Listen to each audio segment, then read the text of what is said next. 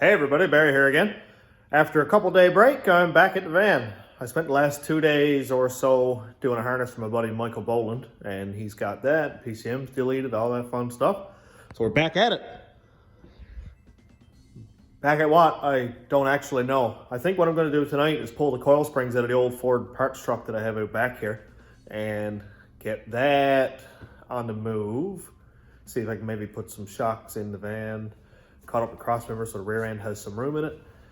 I'm going to start on rear suspension stuff tonight because I've got just over 4 weeks before the burnout competition, and this thing's not going to be like finished, but it will be running, moving, driving, and stopping under its own power.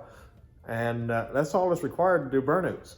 I've got the line lock, and just this week, I went out and picked up this bad boy. That is an MSD two-step, part number 8733 for anybody who's interested. And it's not a three-step like the Lingenfelter box. Like this one does normal rev limiter, which is controlled by the PCM, and then the two-step rev limiter, which is launch control. The Lingenfelter box will do launch control and its own rev limiter.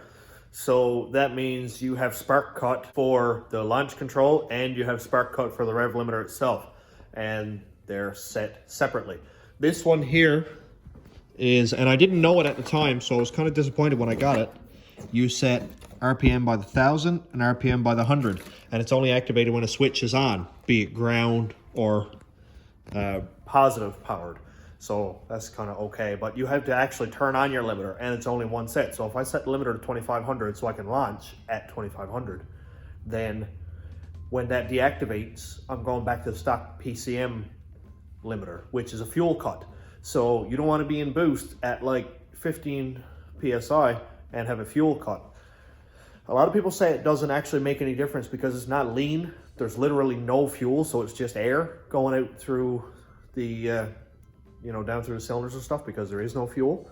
So then you wouldn't have any lean condition and melt pistons and stuff.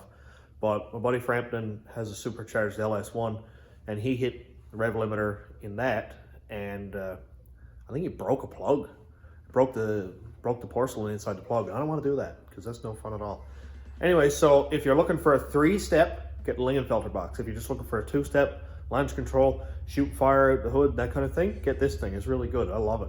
It never let me down one time. It's easy to set. It's just got a little switch and, the two dials for setting RPM and stuff. Little backstory on that one. I had it on the rat rod, loved it.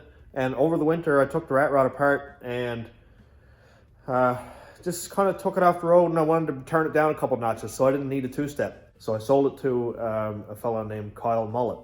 And anybody who's watching this who knew him, he's an awesome guy. I only met him 5 or 6 months ago, just talking to him on Facebook and stuff, and he was battling cancer and ultimately passed. So I felt horrible about it. And before he passed, we were talking, and he messaged me. He's like, "Hey man, if you want that two-step back, I'm pretty much done with it. I'll give it to you for 200 bucks. So I was like, that's perfect. When I get around to it, I'll buy it. Didn't really get around to it in time. So I got a hold of his father and said, "Hey man, I'd like to get that two-step back." And he said, "Yeah, come down and take it." I said, "Well, Kyle and I had a deal, $200, and I could have it back." And he's like, "That's perfect. I'm not doing it for monetary reasons, but that's cool." I said, "Well, we had a deal, so I'm gonna stick to it." So I went and bought that back, and I actually haven't tested it, so I have no idea if it still works. That was like 3 months ago, so whatever. I bought it sight unseen, I guess. But anyway, it's going on the van. So I'm gonna put a fireball tune in it just for a laugh, because I love shooting fire, and this thing is like right there. Plus, I'm gonna put a hood dump on it for the burning competition. It's really, really tight, but I'm gonna come here and go straight up and probably have it say this high. Just high enough so it's up over the hood line.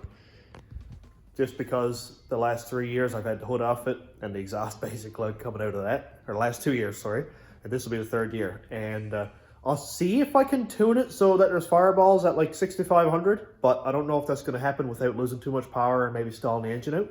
So, it'll be on the limiter at like 6,500 in boost. So whatever it is, it's going to be savage. I'll post a link from 235 Firefly's video of the burnout competition last year when I was in the rat rod, and you can check that video out if you like. So while I'm rambling on, I'm going to finish up here and go out and start scrapping down that truck. So let's go do it. I'm going to pull this tripod thing that I have made here out and scrap the Ford pickup. So this Ford has saved my butt several times with the injector wiring, with the rear end. The whole rear end of this truck is in the van right now. And I bought a spool for the rear end, that kind of thing. A bunch of stuff, the rear end yoke, the flange for the drive shaft, everything's saved there. So here's the truck. It is ugly. It's going to the scrapyard very soon, but I want to save what I can out of it until it does, because I don't want to go buy parts if I already have them here, and I'll get like 40 bucks for it, or probably zero if the crusher has to come and get it. So anyway, let's get her scrapped down.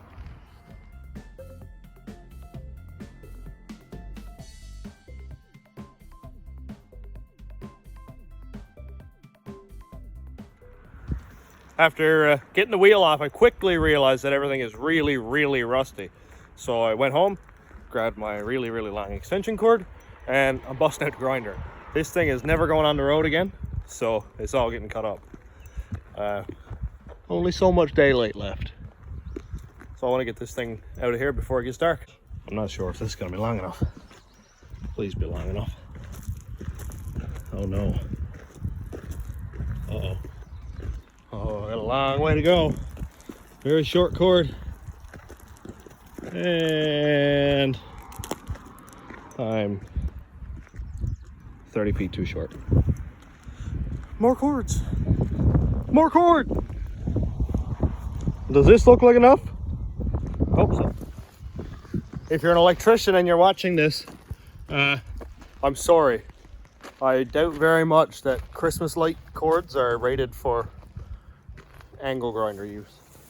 But it's right here. We need to go there. 4 feet. That's not bad. I probably get that much cord on my grinder. Now I know what you're thinking. Barry, you idiot. You can't use 100 feet of random extension cords plugged together. You're gonna burn everything up. That's what breakers are for.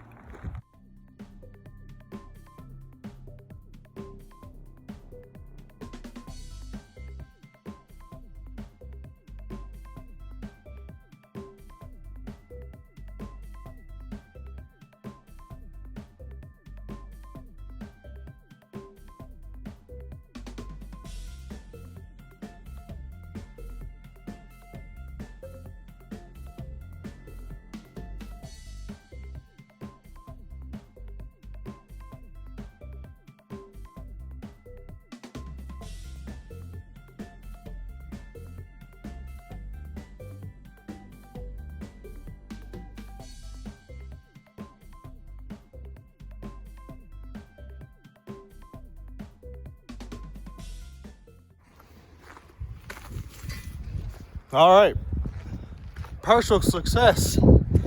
It looks kind of long, but I'm not quite sure yet. Well, let's see how this thing stacks up against the OE coil springs for the Caravan. Let's see.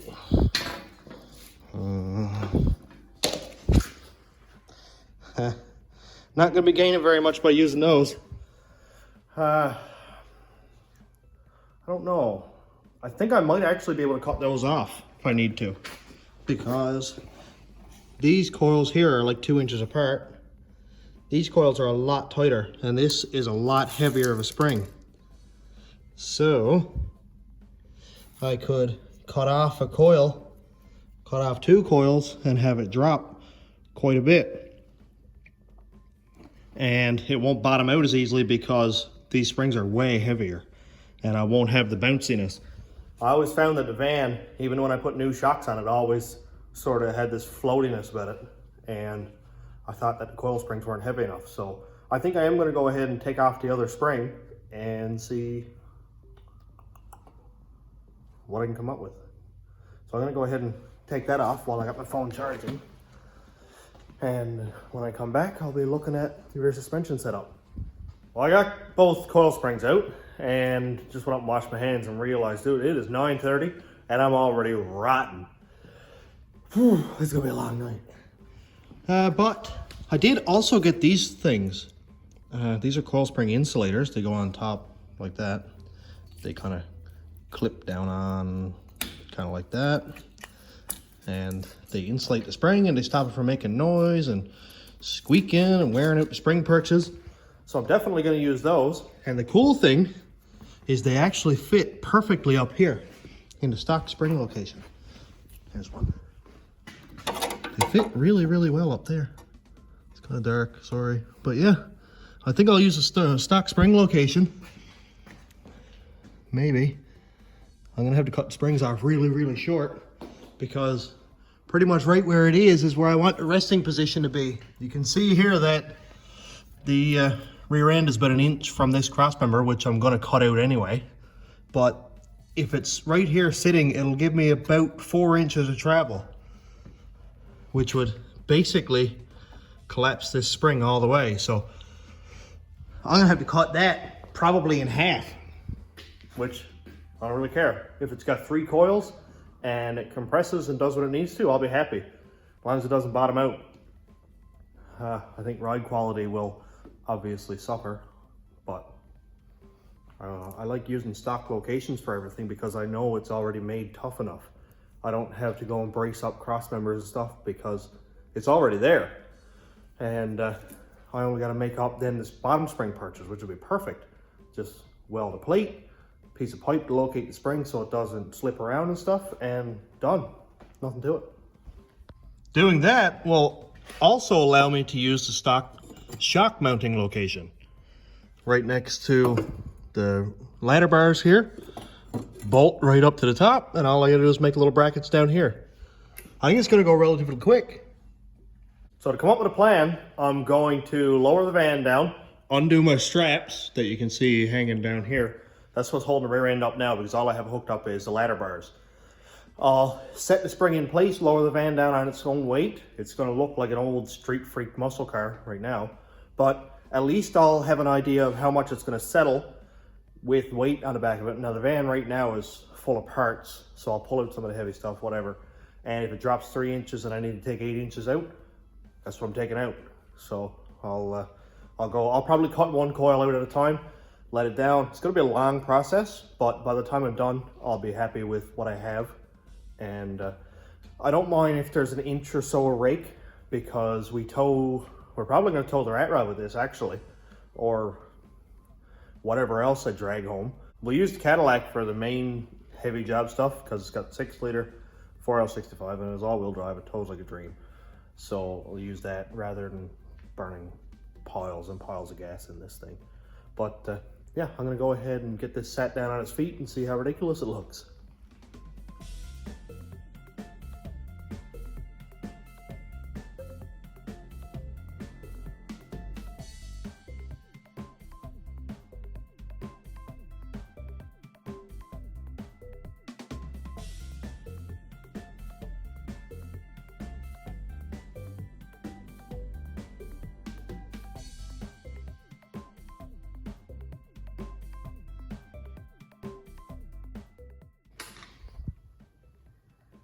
It's so ridiculous.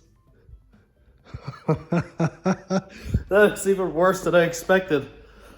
Oh man, that's awful. I'm gonna have to cut like, oh gosh, a lot. I'm gonna have to cut a lot off of that. Those springs are barely usable. Look at the wheel gap. It's like a foot. Man, that's hilarious.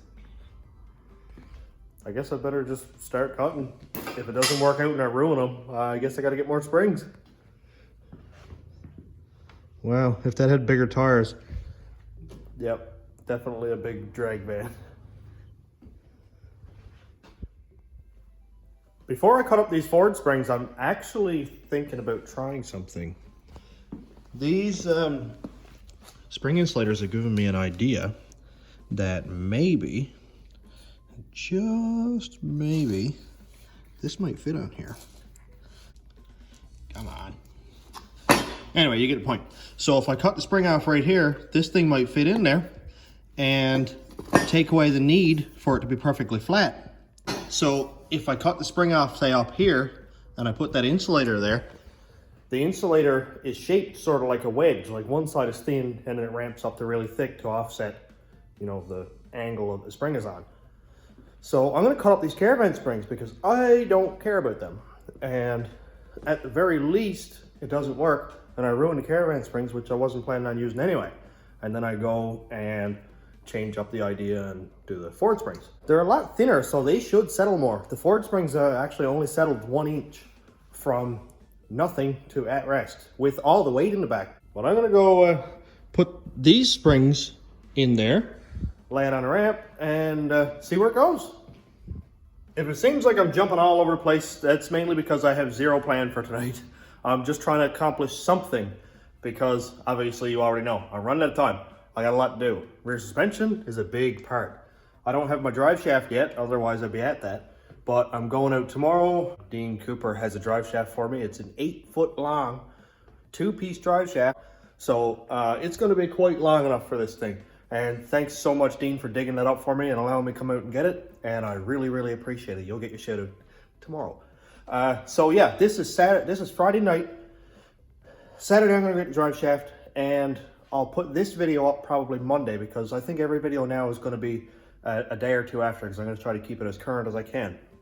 And I don't wanna have, you know, the burnout competition filmed and you guys are only just watching me put a gas tank in it, because that would be just kind of dumb. So yeah, let's get this thing on the ground so I can get some progress done tonight.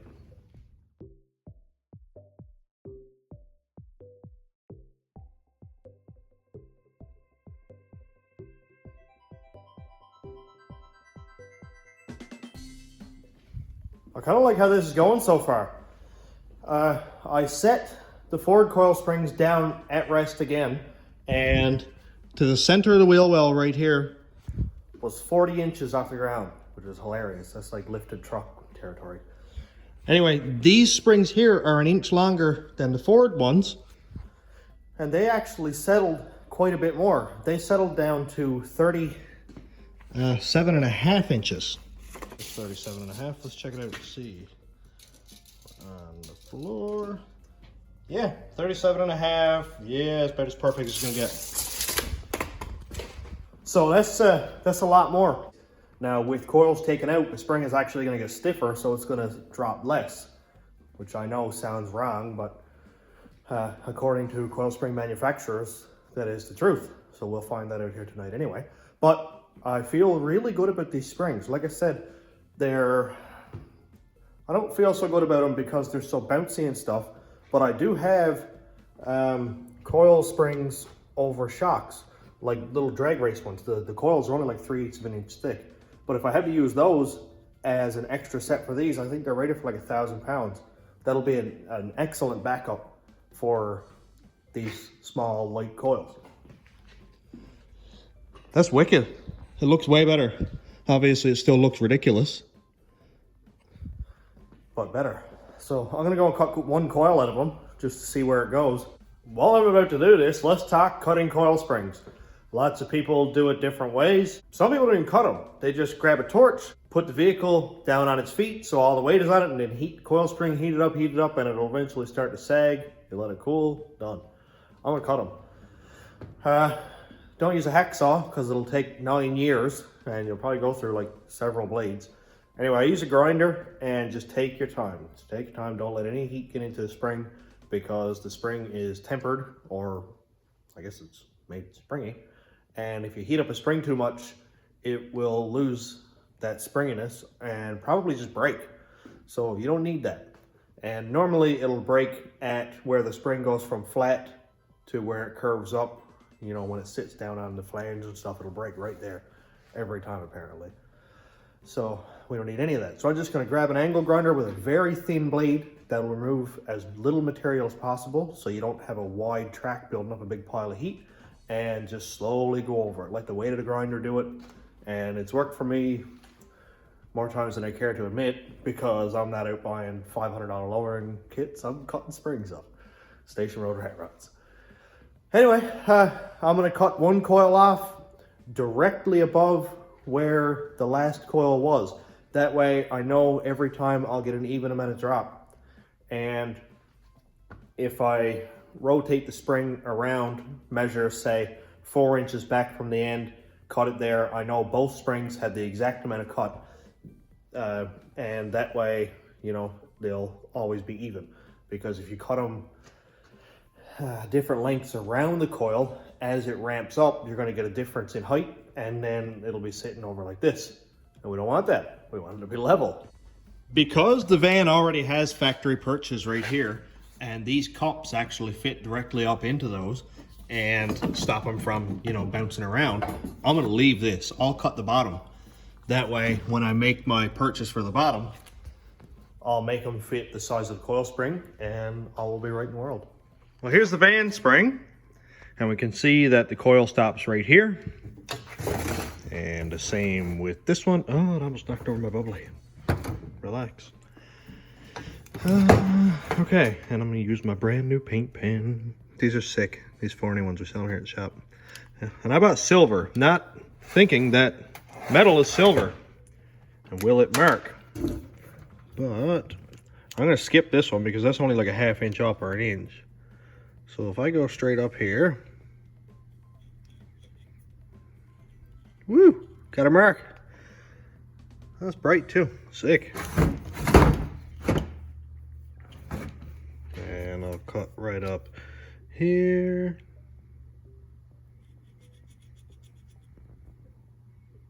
Mint, deadly marker. So with the spring cut right where I have it, that should effectively give us 3 inches of drop. Static. Meaning that's with no weight on it yet. That's 3 inches cut completely off the spring. Now it'll start fresh, just 3 inches lower, and hopefully settle the same 2.5, 3 inches or so.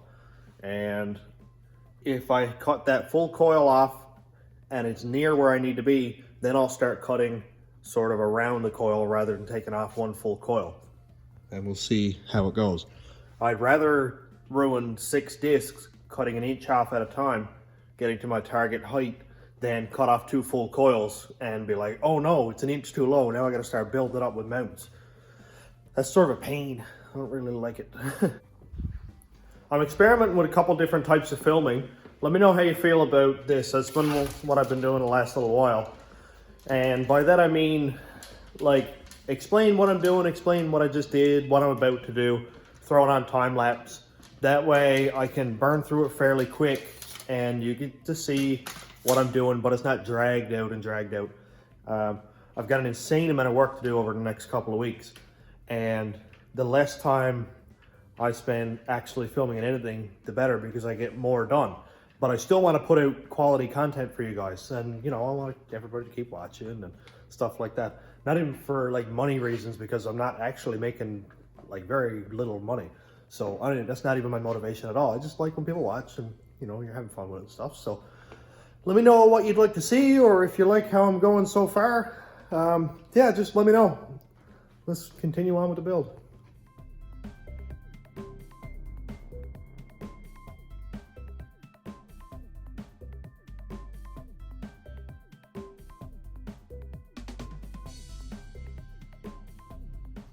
Now, I didn't touch this end after I cut it off, but you can see that there's not even gold.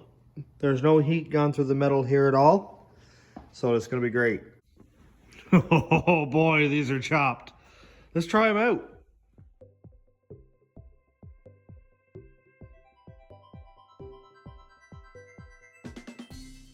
Much closer. It's looking a whole lot better. Let's grab a tape. See what we got. Ooh, I don't want it to move. There's nothing aligning the rear end to the body right now like a panhard bar. So if it wants to fall over sideways, it will. Let's see what we got. 35 1/4-ish. That's a lot better. It's 37.5, so we're down 2 inches. That's wicked. I cut 4 inches off, There's 3.5 inches, and we're only down 2 inches. So you can see that the coil spring is already getting tighter and is allowing for less travel. I'm not quite sure. I still need to come down like 4 inches probably. So I'm gonna run it around the coil until we're up probably 2 inches. Geez, I might have to cut off another full coil yet, but we'll go a little bit at a time. For the next little bit, I'm gonna leave it on time lapse because I'm gonna be doing back and forth, back and forth, back and forth, doing the same thing. So there's no need going, hey, I'm gonna cut off another 1/4 inch, and hey, I'm gonna cut off a 1/2 inch, and you know, by this point, you know the drill. So let's put her up on time lapse, and I'm gonna start cutting and cutting and cutting and see if I can't mess this up. Wish me luck.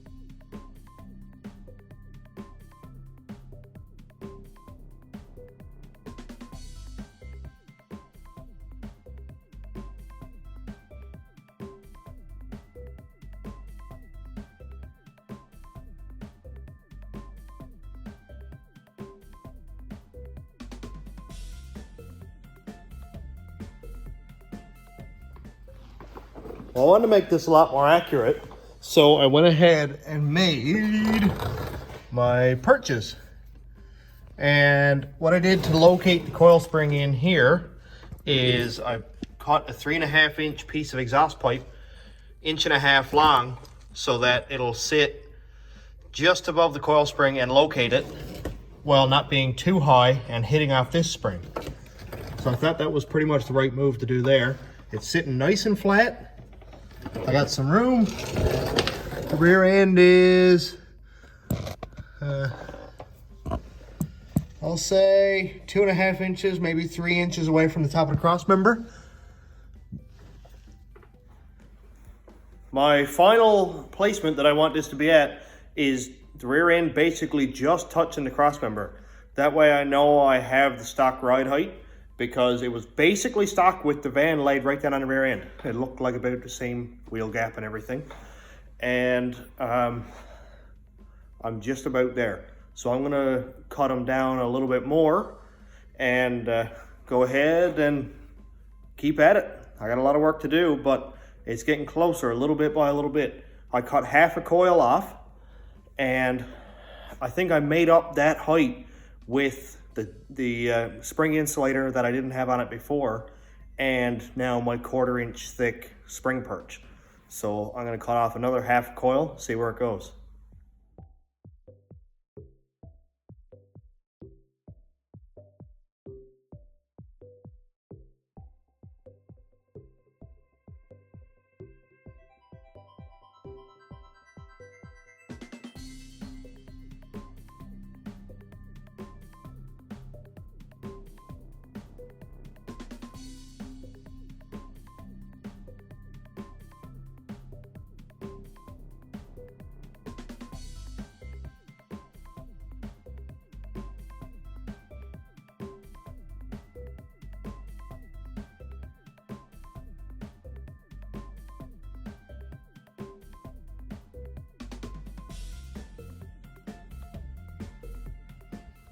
I wanted my test to be as accurate as I can so far. So I went ahead and tacked my spring perches on. These are adjusted up correctly, the correct distance apart, the right angle, centered forward and back on the rear end in accordance with these mounts here, and that should make a really good test. Because there's not much sense if one spring is off this way, or if it's too far forward on the rear end, then it's setting the pressure differently on the springs. It's not going to work. So as I'm cutting them, I'm also clocking the springs the same way on the rear end. Now, the way that they're set up, the spring is probably going to rotate around at points anyway, because there's no actual stop to stop the springs from rotating. And that's not going to make a difference after I get it done, but for the sake of getting it exactly the same every time, I'm going to be clocking everything and keeping all the variables the same so I don't mix something up. I still don't have enough taken off the springs yet, so I'm going to go ahead and cut some more off and see what it's all about. I'm going to go ahead and cut another half a coil off. I've been doing a half at a time and it's getting me close. Not as quickly as I'd like, but it does have a lot of compression. And it looks here like about a half a coil. You're looking at an inch and a half probably. So if I can get it to drop another inch and a half and then inch and a half compression, I may get it. So half a coil at a time is all I'm doing. I don't care if it takes me 10 tries. I'm gonna get it.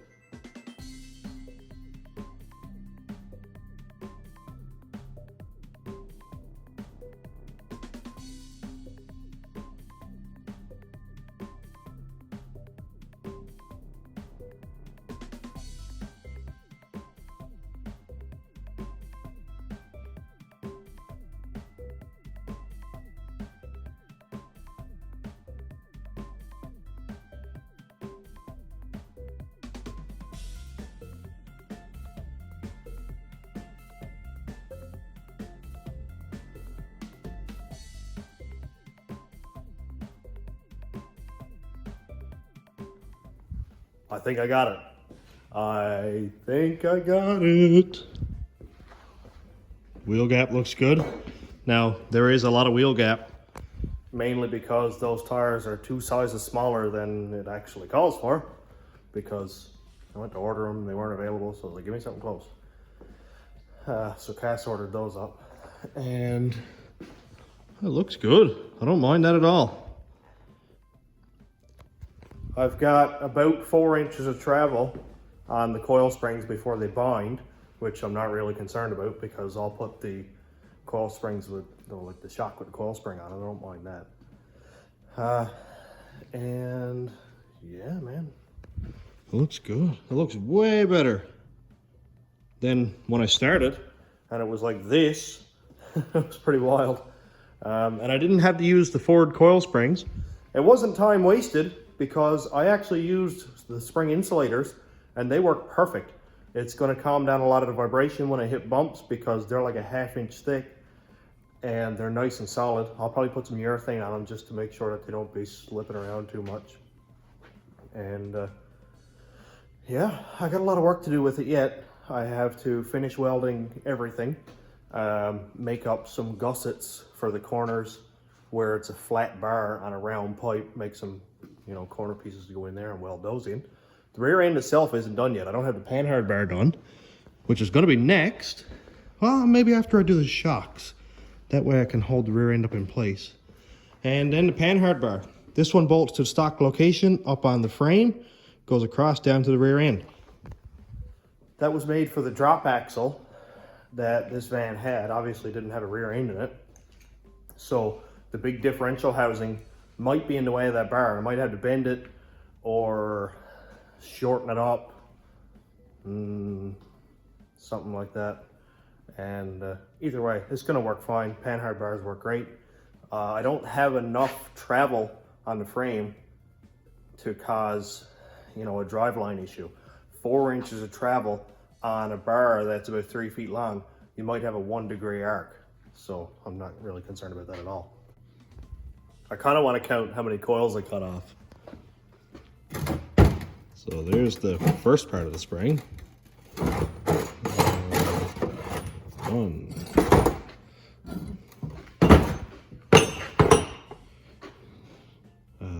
Okay, one full coil,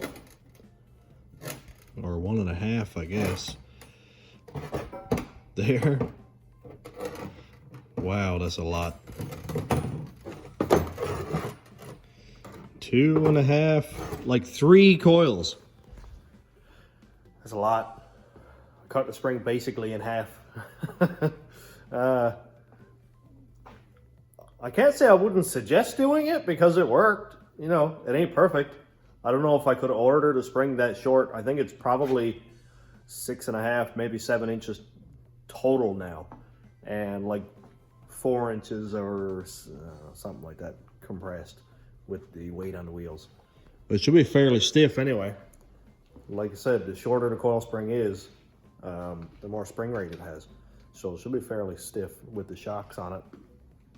And I think that's what I'm probably going to do next, is definitely get the shocks bolted on. That way I can lift it up in the air without having the whole rear end fall down.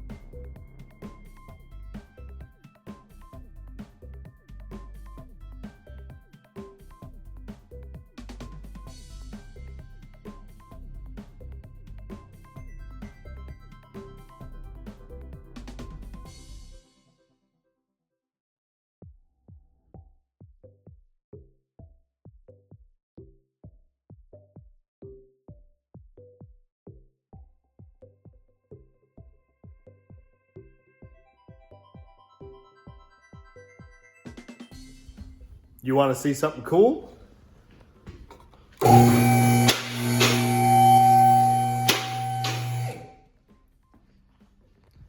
got the shocks all hooked up and the brackets, well, tacked in. And we pull this table out of the way. That rickety little table held up the rear end.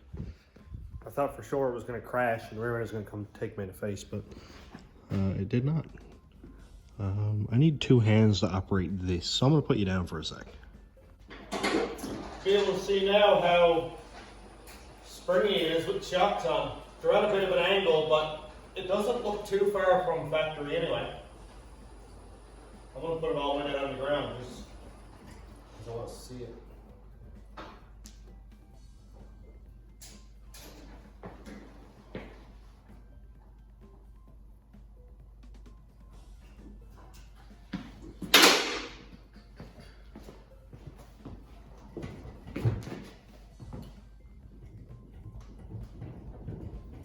Well, it's not horrible.